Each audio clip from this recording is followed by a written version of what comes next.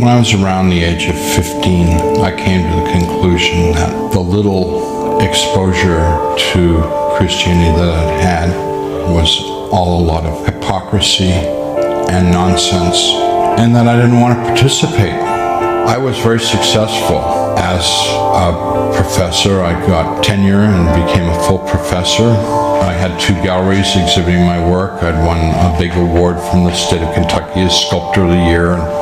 I was on a art tour with a group of students around Europe, and we were on the next to the last day of the trip, and we were in Paris, France. And at 11 o'clock in the morning, I had a perforation of the small stomach for several hours. I had been living from moment to moment, trying not to die. And I closed my eyes and went unconscious with absolute certainty that that would be my last sensation, my last thought. Well, help me welcome Howard Storm.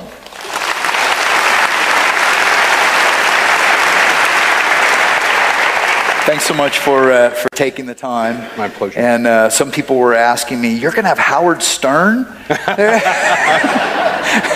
No, better, Howard Storm. So you were a tenured university professor and an atheist when this accident happened and you died. Yes. And it changed your life completely. Why don't you tell us what happened that day? On June 1st, 1985, at 11 o'clock in the morning, on the next to the last day of our 3-week tour of Europe, I had a perforation of the small stomach, the duodenum, and it took me right down to the ground. It was the most terrifying, painful experience I'd ever had in my life. I didn't know what was going on. My wife called the desk at the hotel. They called an emergency service. A doctor came within a very short time, and he knew exactly what was wrong and made it clear to us that if I didn't have surgery immediately, I would die within a matter of a few hours. So he called an ambulance service. They took me to the big public hospital in Paris, Cochin, and I was taken to the emergency room, examined by a couple more doctors. They said the same thing. You have to have surgery now.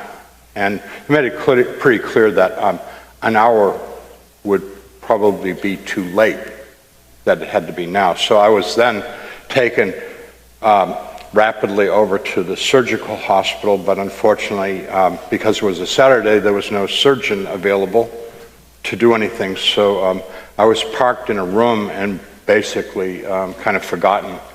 So I was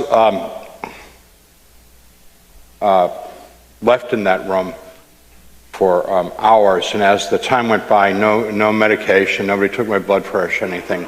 The situation, I knew I was dying, and nobody would do anything. I was never given any medication of any type, and at 8:30 that night, a nurse came in and said they were unable to locate a doctor, and they would try and get one the next day.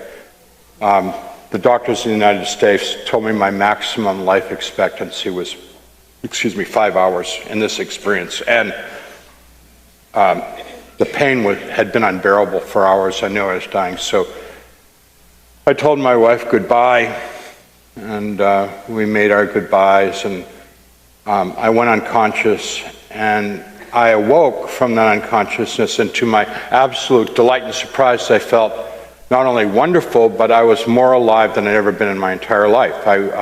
All of my senses were greatly heightened. My vision, my hearing, my taste, my touch, my smell. It was just like I was more alive than I am right now. And did you realize you had died? It would never occur to me that I died, because I was really alive for the first time in my life. And could you see your body? Well, when I saw my body, it was extremely upsetting, and I refused to believe that that was my body, because that body was meat. It was stuff. It was just like, that's nothing. I'm alive. That's not who I am.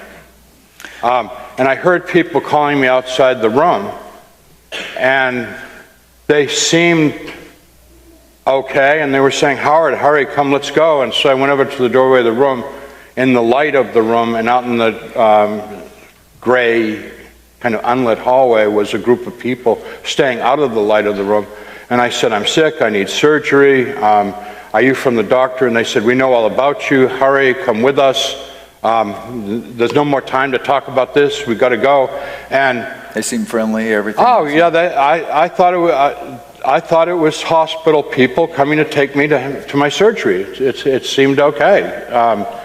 And I went with them, and they took me on a long journey, which ultimately led into complete darkness. And at this point, I realized this is all wrong. This is very, very bad. These people are not here for my benefit. And I said, I'm not going with you any further. And they said, oh, yes, you are. You've got to go further. And so they began to push and pull at me. And I fought back with them as hard as I could try to get them off me.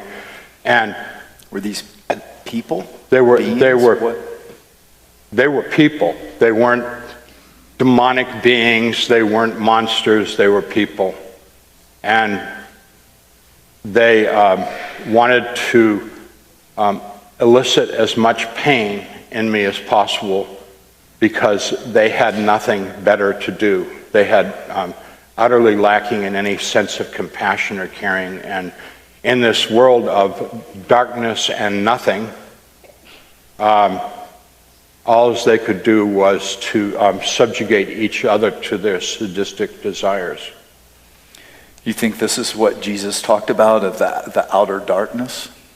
More than anything else, Jesus said you'll be cast out into the outer darkness where there'll be weeping and gnashing of teeth, where the worm never dies. I mean, that's how he described the negative experience of people that don't reconcile themselves with God. Well, and it became, I know, very traumatic, and you told me about it yesterday, and we'll hear more of that next week. Yeah, it's a lot worse than I have begun to go into. Yeah. But something happened after that changed your life completely. I mean, even to the point of leaving a tenured college profession and becoming a pastor, a Christian pastor. I was totally ripped up. I looked like roadkill. I was just destroyed. And in that utter hopelessness and despair, I remembered being a child, being in Sunday school, singing Jesus Loves Me, and most importantly, remembering believing as a child, as an innocent child. There's a wonderful line in the Bible, suffer the little children to come unto me, do not stop them, for such of these that will inherit the kingdom of God. That's what we need to draw on, is that simple trust and love. And when that came to me out of utter desperation, no theology, no understanding, no nothing, just desperation. Because you've been a devout atheist. Yeah. Right? It's like, I want that. I want what I had when I was a kid, which I had mocked and denounced and ridiculed my whole adult life and tried to turn my students away from that, to my shame. And I called out, Jesus, please save me. And with that, a tiny light appeared in the darkness, and it got brighter and brighter and brighter and came over me. And out of this light came hands and arms, and he reached down and touched me. And when he touched me, all the gore, which I had not seen before, but now saw in his indescribably brilliant brightness, just dissolved away. And physically I became whole, but much more importantly than that was, as he touched me, I was filled with his love, which is indescribably greater than any love I've ever. I wish I had another word, because the love that we experience in this world is not comparable to his love, which is so overwhelming. And the hands went underneath me, around my back, and he picked me up, held me like a mom, like a dad, and held me hard up against him. And I put my arms around him and held him, and he loved me and made me know that it's okay. And he was like rubbing my back, and it was sort of like, it's all right now, it's okay, it's okay, it's okay. It's real as... Oh, I love him. And as he was doing that, we started to leave this place of nothing but torment and pain and agony. And as we're traveling up, I see off in the distance this enormous center of light with all kinds of activity around it, like a mega galaxy of light. And I go, oh, I'm such a piece of garbage. He's made a terrible mistake. I don't belong here. Why did you say that? Because I was. I mean, Jesus came into, I'm not talking about a trash heap, I'm talking a garbage dump. I'm talking a cesspool of filth. And he touched me. Why would he touch me? I'm filth. And he restored me. And he loved me. And he's taking me there, and I thought, he's made a terrible mistake. He should put me back where I belong. And he spoke to me. And he said, we don't make mistakes. You do belong. I'm like, and I go, and I realized I hadn't said that. I had thought that. And I thought that. Do you know what I think? And he said, I know everything you've ever thought. And I went, oh no, that's bad. Can I tell him what I thought next? Yeah, tell him. I thought about a woman without her clothes on.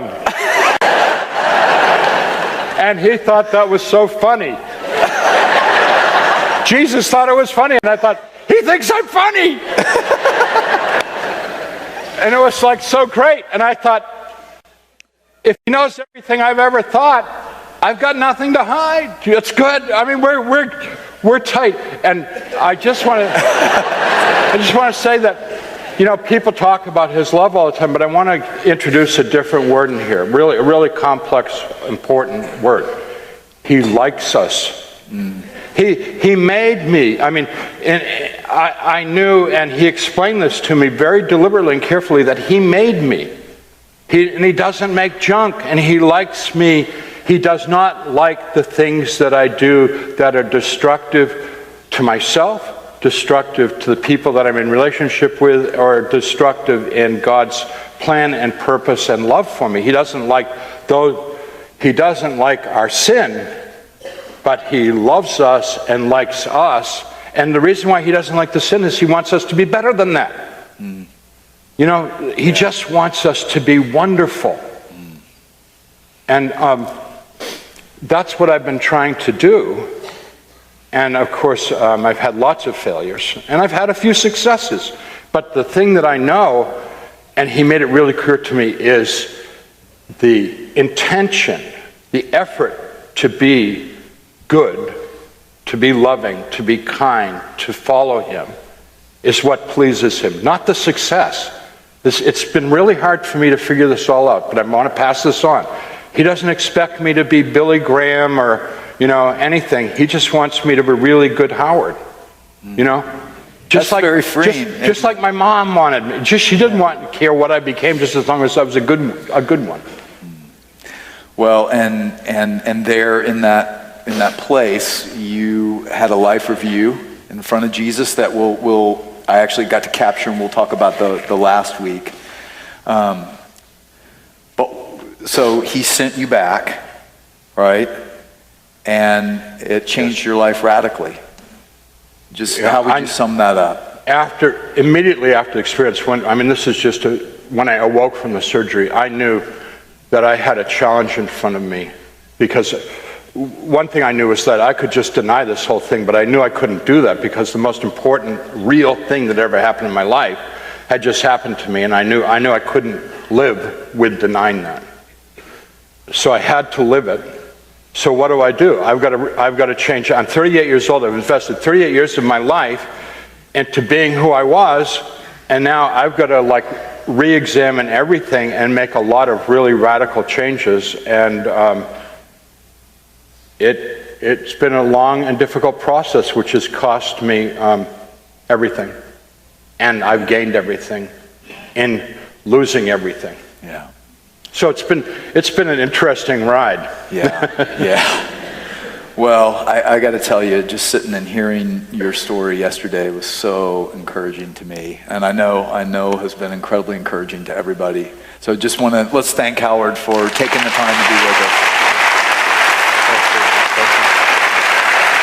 And